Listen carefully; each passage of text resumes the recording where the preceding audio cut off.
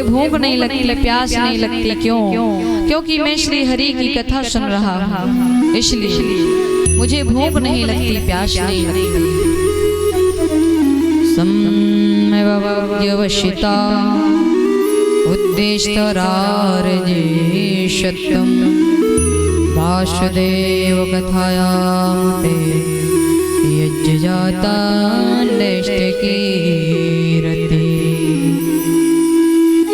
सुखदेव जी कह रहे हैं वास्तव में तुम्हारी नैष्टिक बुद्धि कृष्ण कथा में है, वासुदेव कथा में है, इसलिए मैं तुम्हें सुनाऊंगा, विस्तार से सुनाऊंगा।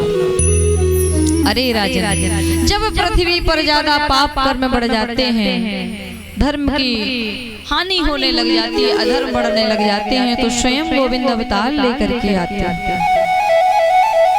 एक बार पृथ्वी ब्रह्मा जी के पास में गई और जाकर के कहने लगी कि यदि इसी प्रकार पाप कर्म होते रहे तो मुझसे बर्दाश्त नहीं होगा, मैं रसातल में चली जाऊंगी।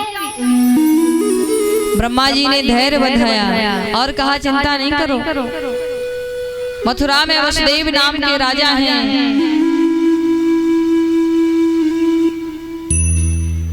उनकी पत्नी देवकी, उनके गर्भ से भगवान स्वयं नारायण अवतार लेकर आएंगे और आप हम सबके कष्टों की निवृत्ति करेंगे, चिंता मत करो।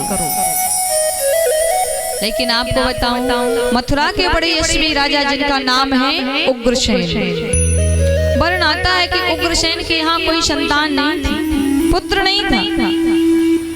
पुत्र कामेष्टि यज्ञ किया तो उनकी पत्नी गर्भवती हुई। एक दिन किसी जंगल में भ्रमण करने के लिए गई, कंस की पत्नी पर एक दुर्मिल नाम, उग्रसेन की पत्नी पर एक दुर्मिल नाम के राक्षस की छाया पड़ गई, जिससे उस बालक ने जन्म लिया, उसी को हम कंस कहते हैं। संतों ने बताया कि राजन, ये बालक आपके वंश को बर्बाद करने वाला होगा, विनाश की कगार पर ले जाने वाला होगा। सो उग्रसेन ने लता पताओं में लपेट करके गंगा जी में बहा दिया। इधर वसुदेव जी के पिताजी सूरसेन जी यमुना में भजन कर रहे थे, और यमुना में भजन करते समय जब लता पताओं में लपेटा हुआ वो बालक देखा तो उस बालक को गोदी में लिया और गोदी में लेकर के सीधे अपने घर ले आए। वसुदेव जी के साथ कंस भी पल रहा है। समय व्यतीत हुआ, समय के निकलते हुए कुछ बड़ा हुआ कंस को पता चला, आकाशवाणी द्वारा पता चला कि मैं सूरसेन का बेटा नहीं हूँ, मैं तो महाराज उग्रसेन का बेटा हूँ। रात्रि में उठ करके गया कैलाश पर्वत पर महादेव की तपस्या शुरू कर दी। भोलेनाथ ने प्रसन्न होकर के एक धनुष दिया कि लो ये धनुष है तुम्हारे लिए, लेकिन सुनो इस धनुष को कोई तोड़ नहीं सकता है, और जो ये धनुष को तोड़ेगा सो वो तुम्हें छोड़ नहीं सकता है। अब तो क्या किया कंस ने, अघासुर, बकासुर, बेमा, अरिष्टिकेशी, धैनकासुर, बड़े बड़े राक्षसों को अपनी सेना में सम्मिलित कर लिया है। मथुरा पर चढ़ाई कर दी, यज्ञ विध्वंस कर दिया। जब उग्रसेन ने रोका, मना किया कि ऐसा नहीं करना चाहिए तुम्हें, तो उग्रसेन को भी पकड़कर कारागार में डाल दिया।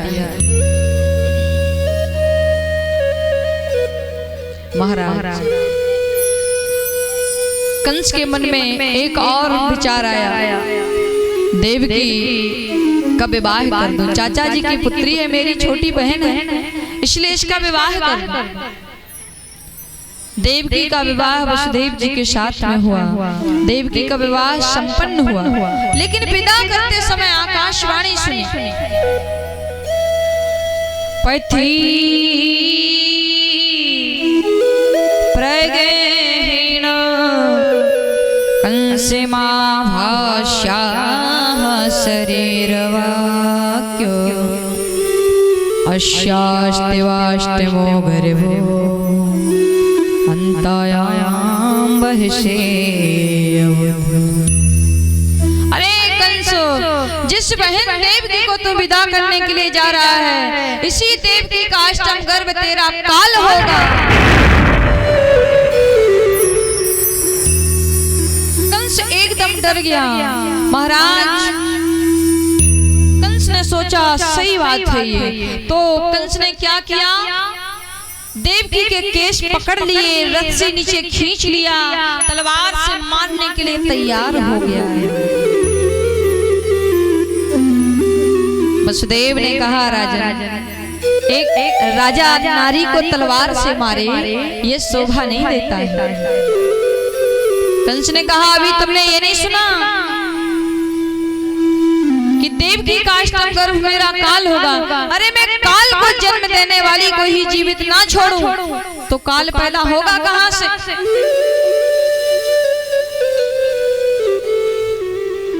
वसुदेव ने कहा, राजन, देवकी को छोड़ दो, तुम्हें इसके होने वाले पुत्रों से भय है ना? हाँ। बोले तो एक काम करो, इसके जितने भी पुत्र होंगे जन्म लेंगे, मैं तुम्हें जन्म लेते ही सौंप दूंगा, मार देना, लेकिन देवकी को छोड़ दो। वास्तव में पति को पति कहलाने का तभी अधिकार है जब वो अपनी पत्नी की हर प्रकार से सुरक्षा कर सके।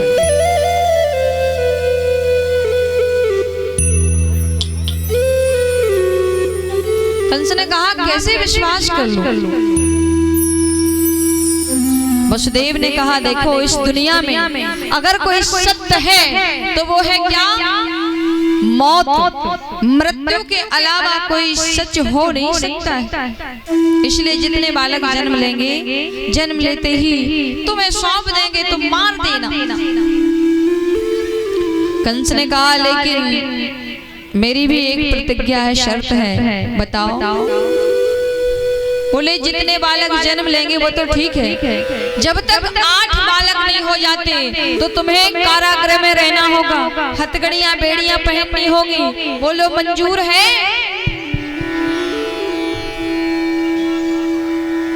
वसुदेव ने कह दिया, सब मंजूर है। हथकड़ियां बेड़ियां डाल दी हैं कारागृह में, देवकी वसुदेव को डाल दिया। आप लोगों से निवेदन है कि बातें बंद कर दें। आप लोग बगल में बैठ के इतनी बातें करती हैं, आप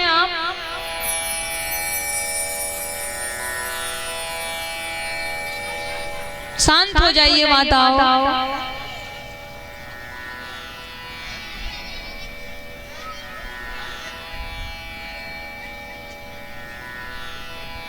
हम तो आप लोगों की तारीफ कर करके पता नहीं कितनी तारीफ करते हैं इन लोग भक्तों के बीच में, और आप लोग हो कि हमारी बेइज्जती करा देती हो। हम कहते हैं माताओं से आगे कोई नहीं है, लेकिन सही बात है, माताओं से आगे कोई नहीं है। देख लो यहाँ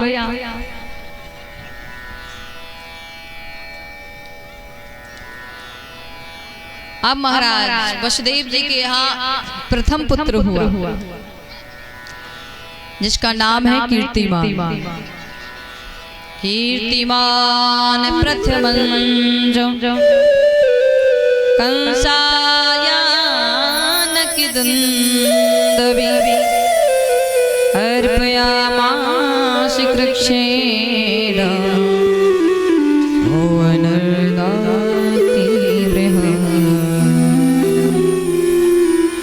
एक बार तो दुष्ट कंस ने छोड़ दिया, लेकिन फिर मार दिया। ऐसे ही एक एक करके देवकी के 6 पुत्रों को मार दिया। अब 7वां देवकी के गर्भ में बालक आया, तो ये कौन है? साक्षात लक्ष्मण जी, शेषनाग। नारायण ने सोचा, मन में विचार किया कि दुष्ट कंस तो जन्म लेते ही मारने चला आता है, लेकिन इस बार तो ये हमारे शेषनाग हैं, जन्म ले रहे हैं। अरे शेष को बचाना चाहिए। इसलिए भगवान ने योग माया को आदेश दिया, जाओ जो देवकी के गर्भ में 7वां बालक है उसे नष्ट कर दो, उसे निकाल करके तुम रोहिणी के गर्भ में स्थापित कर दो। देवकी के गर्भ से बालक को निकाल करके रोहिणी के गर्भ में स्थापित किया, इधर गोकुल में बलराम जी का जन्म हो जाता है। बोली वल्ले भगवान की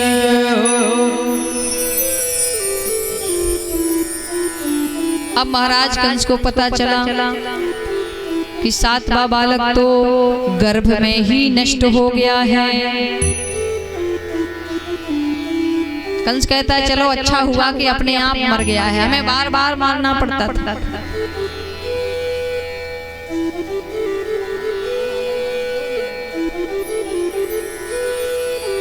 अब आ रहा है 8वां बालक देवकी के गर्भ में, धीरे धीरे आ रहा है भादों का महीना।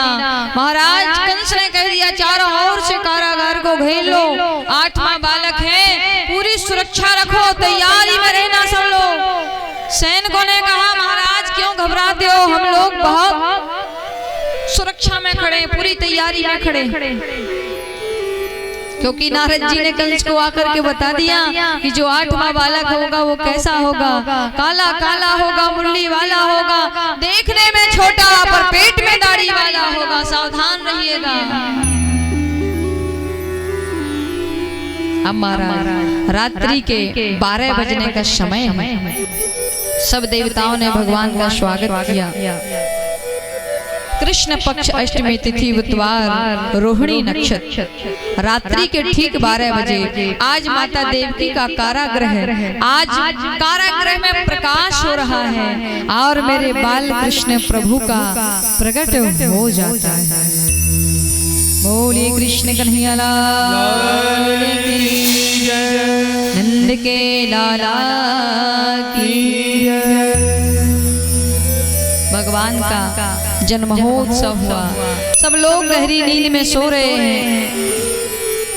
मंद मंद बारिश हो रही है, बिजली चमक रही है, महाराज बादल गरज रहे हैं, जंगल मन रूपी मयूर नृत्य कर रहा है, हृदय रूपी समुद्र में हिलोरें उठ रही हैं। आओ अब लाला का हम लोग जन्म महोत्सव बड़े धूमधाम से मनाएंगे और बधाइयां देंगे।